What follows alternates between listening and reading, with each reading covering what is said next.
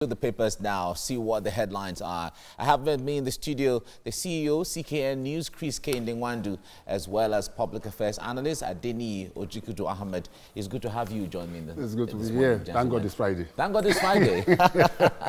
It's really interesting. It is. All right, let's begin with the Daily Times. That's where we start from this morning, and it's focusing on xenophobic attacks. Our ordeal in South Africa by returnees. And they say their attackers went from home to home, burning and looting. The many Nigerians still unaccounted, and apartheid still in South Africa. These are all tales from the Nigerians who returned from South Africa just a few days ago. Let's move now from Daily Times to Blueprint. Blueprint newspaper says, herders, farmers crisis, others. Northern governors adopt livestock transformation plan. 22,000 missing in Northeast. The Red Cross is revealing that. Okay, from the Blueprint, let's go to News Direct. News Direct says Buhari will defeat Atiku even at World Court. As Oshomole, the national chairman of the APC, is saying this. Salam Mohammed asks PDP to apologize to Nigerians. Okay, still politics here and there. Okay, gentlemen, let's Nigeria, about 188 Nigerians returned from South Africa, and they were telling the story of what they went through. A lot of them lost everything. Some left their families, you know, and all. There was a story of one of the men who said he left his Cameroonian wife there and children and so on. So it's a collection of so many kind of stories, and then it brought Nigerians to the reality of what really was going on. Some of the things that they said we didn't see on the news, we didn't see even on social media. CKN, let me start with you on this. These Nigerians are back now. What next? Well, that's the big question. But I just think that first and foremost, there should be some palliative measure to be able to give them succor. Some of them have been away for too long. The government started on a good note, though little good note, I would say, because the news as of yesterday was that the government was going to provide them with certain stuffs, not the 10,000 naira everybody had been. 40,000 naira airtime. Nigeria, and then Nigeria, 10,000 the way naira, people always you know. find. They always say, no, they're going to give that money, give them 10,000 naira. No. According to what the chairman of the Nigerians in Diaspora Commission, Honorable Abike Dabri, said, about 40,000 will be given to them, some recharge cards and rest of them, just for them to just start have a means of communication. Then I believe that the government is also talking of looking at ways of giving them some loans from the Bank of Industry. And some other, they also will find their way. I know, because most of them are also business people. So even before you'll be, you know, the average Nigerian, even when he's abroad, he'll be remitting some little money home. And they'll try to put a two-bedroom bungalow for me somewhere and the rest of them. But even at that, but this is an eye-opener, because initially people didn't believe what was happening in South Africa. But at the end of it, we have to commend the federal government for the proactive measures they've taken so far, same with the Diaspora Commission, but most importantly, the chairman and the CEO of Airpeace, who in his own personal wisdom has been able to, as of the last time we had that, he's going to spend up close to about 300 million. 300 million. So that's a big one. But we also have other Nigerians who are now saying they want to be part of assisting South Africans. Pastor Johnson Suleiman tweeted that he wanted to, he said he wants to assist in bringing home about 20. And Nigerians are advising, well, the flight is already free of charge, so just assist the airline. Now, and as many as possible, people should be able to Let assist. me bring Ojikudu in here. Now, the point there is a lot of Nigerians, other Nigerians who are looking at what's going on, they've commended the federal government for this proactive measure and saying this is the first time in a very long time that the federal government is standing out for Nigerians anywhere in the world. Do you see this as a way of giving insight into how government should be acting proactively when it comes to foreign policy and all of that? Sincerely, I must commend the federal government and the Chief Executive Officer of Peace Airpiece. Yeah, like Airpiece, for being able to stand up to the occasion. Issue of Nigerians being killed, Nigerians has been happening for some time. But I think that we've been coming to reality that for you to even say you want to become the governor, or you want to become the local government chairman, or the president, or you want to serve in a public office, you should understand that the underlying factor is service. And the method at which governance is being delivered all over the world is changing. Now, the federal government was able to act proactively, not like the regular bureaucratic process of, they were able to take decisions, and governance is about decision in this 21st century. Now, there are some decisions that are executive in nature. The president gives the order, the minister or the commission, and these things are carried out almost immediately.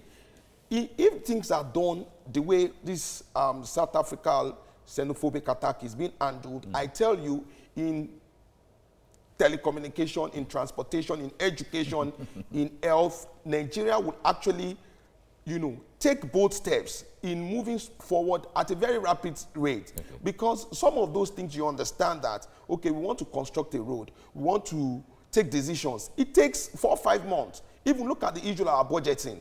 You see that before the budget are passed, like June, July, 29th of May, or 30th of June, in the last 3-4 years, before certificate of objection, before it goes through PPP, it goes to certificate of objection or other bureaucratic process, you discover that we are in December and we are talking about a budget that is supposed to start implementations in January. So at the end of the day, you see that the type of governance, Nigeria is, backward in some areas because of this lack of prompt decisions. Look at the way the federal government has done this. Everybody is commending them. It's a political capital for the president.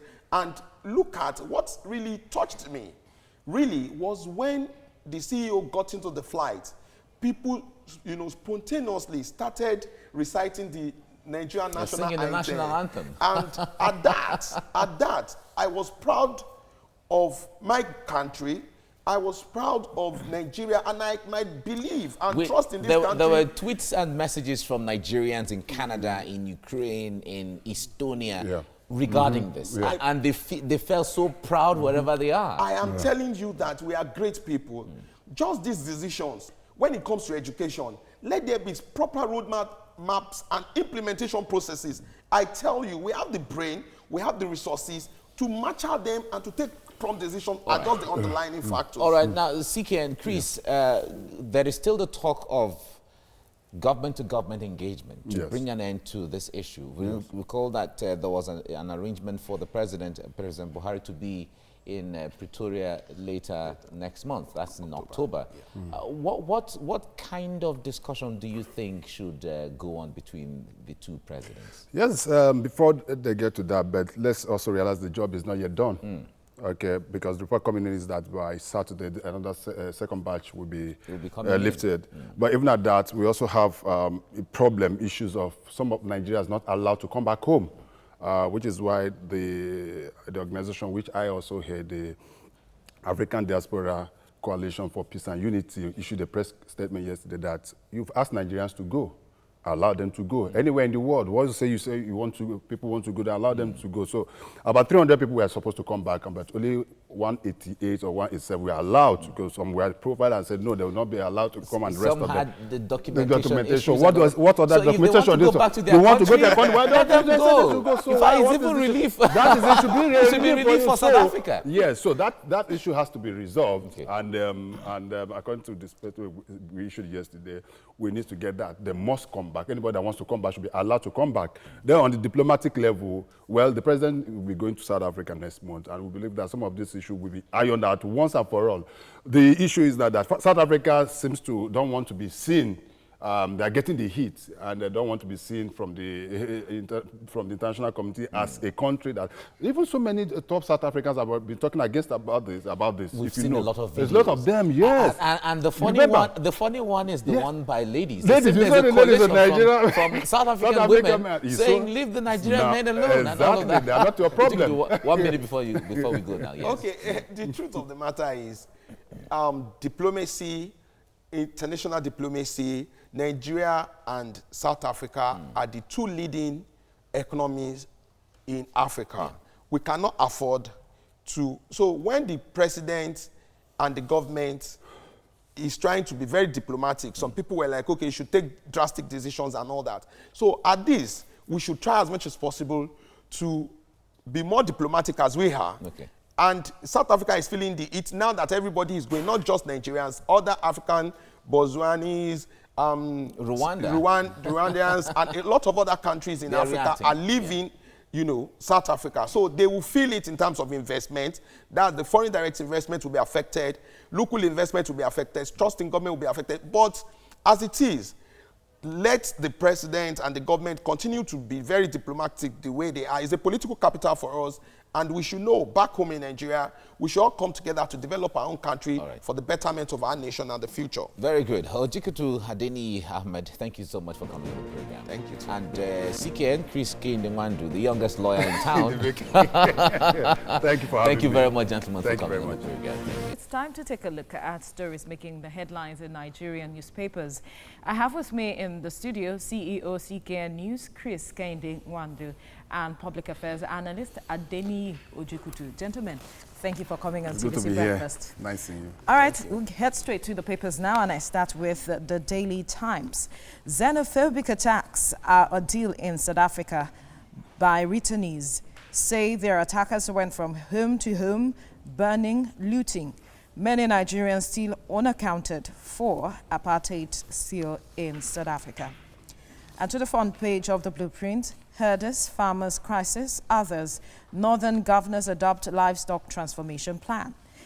22,000 missing in Northeast Red Cross. And to the front page of News Direct, Buhari will defeat Atiku even at World Court of Shomole, as Lai Mohammed asks PDP to apologize to Nigerians. All right, to the front page of the Daily Trust. Now, experts differ as Labour others reject VAT hike. Buhari, we won't inflict more hardship on Nigerians. On the front page of the Nation newspaper, federal government Atiku give false evidence at tribunal. Ex-vice president should be prosecuted. PDP will obtain a verdict. Wire-hailed ruling by Wike. We'll be looking at that story shortly. And to the front page of the Vanguard, xenophobia, returnees tell tales of woes. We came back with nothing, pregnant returnee laments. Pretoria, many other places in South Africa, unsafe. I wept as returnees sang national anthem, says EPI's chairman. Federal government doles 40,000 naira airtime and 9 gigabyte data to returnees. Are they doing to rehabilitate 10 lawyers? CSOs blast South African government for harassing, detaining returnees. And to the front page of the Daily Sun, APC, PDP fight over tribunal's verdict. Even in World Court, PDP would take second Oshomole. Your gloating will be short-lived. And finally, on the front page of the Guardian newspaper, 9.2 million SIM cards face deactivation. Security implication of improperly registered lines too grave to ignore. All right, gentlemen, let's look at the reactions trailing the Presidential Election Tribunal. We're seeing reactions from both parties involved. The federal government now on the front page of the Nation newspaper is saying that Atiku gave false evidence at tribunal, and the PDP is saying that they will upturn the verdict because they are going to the Supreme Court. But then, let me start with you, our in-house baby lawyer, Chris. What do you make of this reaction? Is it necessary? Expectedly, it is expected that it will be a mixed bag for the winners and the losers, expectedly. So I don't think there's anything new in what is happening. It's always a function of the winner takes it all, and the loser goes home to... But there is an aspect where the Minister of Information is asking the PDP to apologize. That's just political jabbing, what I call political jabbing. The PDP article has no reason to apologize to anybody. He's exercising his right as a Nigerian and as a participant in that election. It could also be the other way. Don't forget, as I was telling some people just yesterday, President Muhammadu Buhari about 3 times went to the courts when he lost the election, up to the Supreme Court. Yes. Okay, so it's nothing new. And don't forget, the PDP said they're also going to the Supreme Court. So they might as well wait to the... But other aspect I have to look at is that the aspect that has to do with the governor, Wike, a PDP governor who was congratulating the president, and some people have been saying, why did he do that? In politics, there is no permanent enemy. Okay, what you have is just people of interest. So I don't see any reason why the governor, any PDP governor or whatever, couldn't congratulate the president. The president, we have to understand that once there's an election and election is won, there's only a president. The president is not the president of APC. He's the president of the Federal Republic of Nigeria. And that's what we should start getting to know. In the States, once a governor wins an election, he's no longer the governor of AP, representing APC, PDP, APGA, or whatever. He is the governor of that state and should be seen as the father of all. And that is what we should start learning in politics. But here, we just we play politics with everything. All right, let's get to your aspect to this issue now, the reaction now. The PDP is saying that they will upturn the verdict, knowing that at the Supreme Court they can't bring anything different from what we have seen at the petition tribunal. So what do you foresee happening?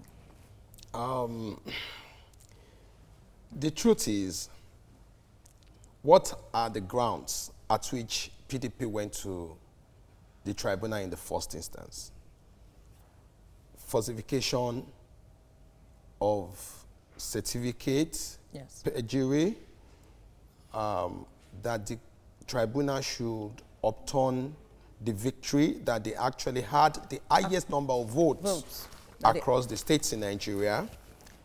Further, that INEC does not conduct the election according to the dictates of the Electoral Act, that the election was marred with violence and insecurity. A lot of these prayers were struck out. So I'm just listing them. Yeah. So at the end of the day, one after another, the erudite and well-learned judges of the Court of Appeal, justices of the Court of Appeal, were able, and for the first time in Nigeria, that this case of this magnitude was televised live for about 8 hours plus almost 9 hours. 9 hours. And let me say what this has done to us is actually making Nigeria go in tandem with the practice of the modern day, society in terms of court systems and, how to manage, judicial arm. Now, at this level, everybody was able to listen to the, judgment on that day. So even if you are not a lawyer, one after another, they were reading them out, you are seeing, and people were actually analyzing the reason why this will not fly. Now, they said Nigerian Army, Nigerian Police aided the victory of the APC. They didn't join them. So everybody now understands. They didn't bring their witnesses. They didn't join them in this case. So the moment they didn't join them, they just mentioned their name. So there was no need for them to come and testify. Furthermore, the issue of certificates of the president, there was no contrary argument per se to say that, okay, the president does not have the required certificate. The tribunal said that he had, more, certificate or qualification, that he is overqualified. So these things, one after another, were actually broken down. So everybody, even somebody that does not go to school, that actually listen to people on the street side or the newspaper stand under the, at the bus stop, will understand the reason why PDP has lost. So at this, it would be, one of the greatest wonders of the world if the tribunal judgment will be overturned at the Supreme Court. But however, what we should do as Nigerians, or PDP should do, as Governor Wike has done, is to congratulate the president, accept the judgment, and go back to the drawing board as an opposition party, because this is allowed even from the 1950s. But it is within his right to push it to whatever level he wants, CKN. Yes, it is. As I said, it is within his right. But then, as I said earlier, it is also enrich our jurisprudence as Nigerians and students, as lawyers, students of law, if he'll be able to go to the Supreme Court. Personally, I feel he should, and for whatever it is worth, and let a Supreme Court make a pronouncement on that. And that would be the final. That would be a final. That would be the final verdict. But do you think that that should put to rest whatever the issues are when it comes to this matters? But then some have been trying to count the cost of if this case, the election was overturned at the tribunal. There's no amount that is too much can be spent to get justice. And I also have to put this note of warning when especially laymen say that, oh, it's only Jupiter that can make this. No, but there have been several cases in our laws where the Court of Appeal when we say counting the cost, in this aspect, we are talking about the implication if the ruling was overturned in the favor of the PDP. You could have. Let us also look at it from this point. If PDP had won that judgment, what would the APC have done? They would have gone to court. They would have gone to the Supreme Court. Do you understand what I'm trying to say? So the question of cost does not come at play. Personally, as I was telling some people, as a student of law, I would say go to the Supreme Court. As a student of politics, I would say stay action, congratulate the president, and let go. But I still believe that there is the need for them to go to the Supreme Court, and let's not get a final judgment, because there are so many issues that are raised. The issue of the server, don't forget the issue of the INEC server, was a very, very controversial issue. And if this is not settled once and for all in the Supreme Court, there will be instances where some other people will come up with other issues and relating to that. But if the Supreme Court gives a final ruling on some of this issue, then that is the end. It becomes part of our law. It becomes part of our jurisprudence. That is what you refer to when we are citing issues and rest of them. So I still believe that it is within their right to go to the Supreme Court if they so wish. All right, gentlemen, thank you for your time. Thank you very much. On TVC Breakfast. You're watching TVC Breakfast, and we are streaming live on YouTube. You can connect with us on Twitter using the hashtag TVC Breakfast.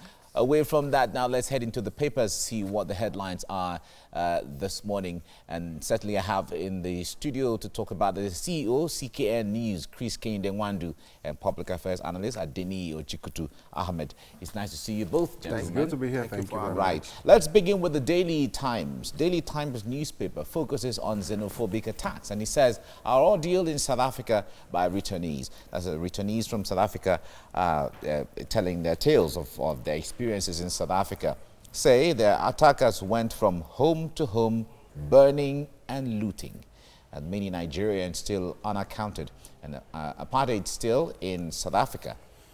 Okay, that's what you see on the front page of the Daily Times. Blueprint is where we go next now. Blueprint is focusing on something else. It says herders, farmers, crisis and others. Northern governors adopt livestock transformation plan. And 22,000 missing in Northeast. The Red Cross held a press conference yesterday and was reeling out those statistics and those numbers there. All right, Blueprint. Away from Blueprint now, let's go to News Direct. Buhari will defeat Atiku even at World Court. Adams Oshomole is quoted as saying that. And as Lai Mohammed asks PDP to apologize to Nigerians. All right, that's what News Direct has. Daily Trust is the next one now, and it says experts differ as Labour, others reject VAT hike. That's the value-added tax hike. Buhari, we won't inflict more hardship on Nigerians. Okay. Gentlemen, there are two stories I would like us to look at, but let's see if we can... the story on the blueprint that talks about herders, farmers, clashes, northern governors adopting a transformation plan. And there is also the Daily Trust news that talks about experts and labor differing on the value-added tax, the VAT increase. But let's start from the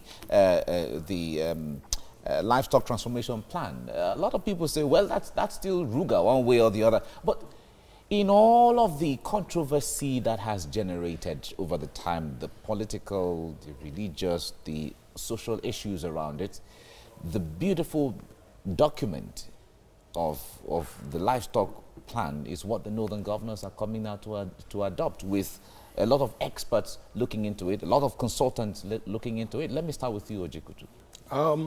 The truth of the matter is, to every policy, there is a need for the people's input. Government should understand the fact that the people are more important than policies. The people are even more important than the laws. So whatever the government wants to do, if the inputs of the people are sorted, the inputs of the experts, the inputs of the people, I mean the public, then the government will go ahead in putting up a policy framework or whatever. This would help in making sure that government policies are carried out to the letter, and most of the time, if this is done, development will follow. Okay. But not that after they must have rolled something out, people now start reacting, they now start going back to the drawing board, or people now start, reading meaning to it. It's really had a negative capital for the government based on the people's, view relating to the real intentions behind the Ruga thing. But be that as it may be, the fact remains that Nigeria, we are not producing enough of what to eat. Our food security ratio is very low. So at this end, the chicken, turkey, and what have you that we eat, egg consumption we are trying, but we are not there. Now, we still import chicken, we import all this turkey. Now, even that fish. the border is closed, we importing, and the importation has stopped because of the illegal, entry of those things. At it, the prices are going up. The same thing with rice. Okay, what do we do?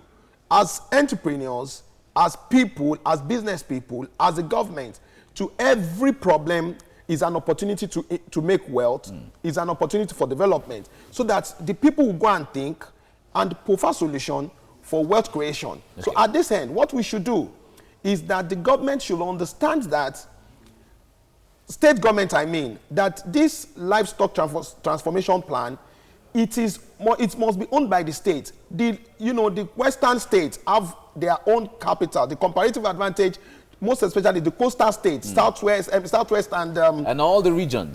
No, not all the regions. And this Niger Delta state has water. They should do their own livestock in fishing. Yes. So we should produce fish, and those people in the north, and even the cows, we should have ranches to produce, and it is going to be driven by the state government. Each region has its own comparative advantage of what it has. Now, Chris, a lot of people said this is what should have even...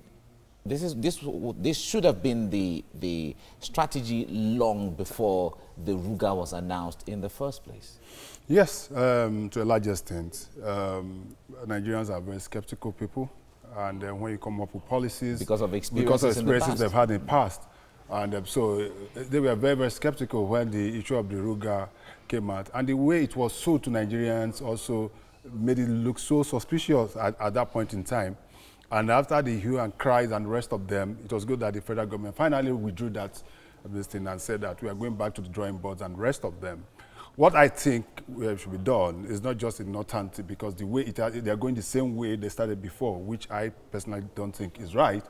It should be a Nigerian thing, not a northern thing. When you start putting demography to issues, then suspicion comes in. The southerners will now say, oh, okay, the northerners have come out with a paper, okay, let us look at that. So But if they are coming up with the plan to implement within their region, what is wrong about that? There's nothing wrong in that. Right. But what I'm saying is that no matter whatever is being implemented in the north, that will not filter into the south. Don't forget that in the southern part, there was lots of opposition to the issue of Ruga and the rest of them. But there's one thing that everybody had agreed to, which was universal within the country, was the issue of ranching.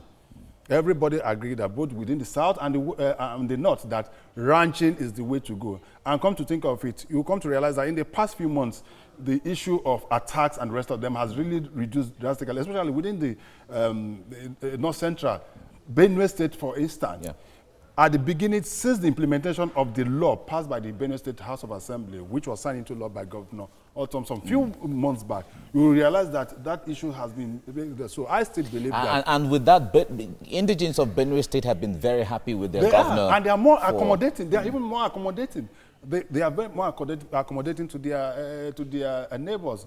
The Fulani herdsmen or whatever you call them now goes into Benue and still do their business. And everybody is abiding by the law now. And that is one thing with Nigeria.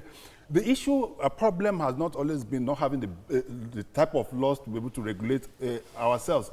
Implementation has always been our problem in Nigeria. So the Benue example is what I think that most of the states, either in the north or the south, should look at and see how they can be able to harness that to be able to move forward. But I've not taken time to read or go through the details of the transformation what plan. The transformation plan. Until I'll be able to do that. I don't think I'll be Okay, Ojikutu, a lot of people are still saying government should just empower private individuals, agriculturists, to go into this so the government can hands off and allow these businesses to thrive on their own. There is a beautiful, I can't remember the name now, but there's a beautiful ranch, you know, a livestock farm in Adamawa State that has, in fact, if you see pictures from there, it's not different from what you see in Netherlands or in Swaziland, as the case may be. The truth is, we've failed to do the right thing in, let's say, in the last 30, 40 years when it comes to even agricultural policies. But as it is never too late. Now, we have started. The plan, to the best of my understanding, is going to be the state and private investors. So the state should, number one, give the land. It's going to be operated by the state government. They are going to set up how they are going to run individually. For instance, Kano has already started Ruga. Livestock transformation plan was just being flagged off in Adamawa yesterday or day before yesterday by the vice president. So it's going to be a state-driven thing. I discovered that in development and governance, most states as, okay, we want to build bridges so that people will see that we are working. But agriculture, education, health has been neglected because the governors most of the time has understood the people's thinking that if you construct bridge that people do not even need, they will see you as being performing. But the basic things, if there is no good health, if there is no education, if you bridge, people will still demolish because they don't have the what it takes to maintain and develop in a better society. So be that as it may in this context, each state and each state governor, we're challenging them to understand that food production will reduce poverty, poverty will reduce crime. Okay, I like the connect there. Thank you very much, Ojikutu, for coming on the program. Thank you. Chris Keningwandu, thank you very much. Thank you very much for having me. Thank you. Right.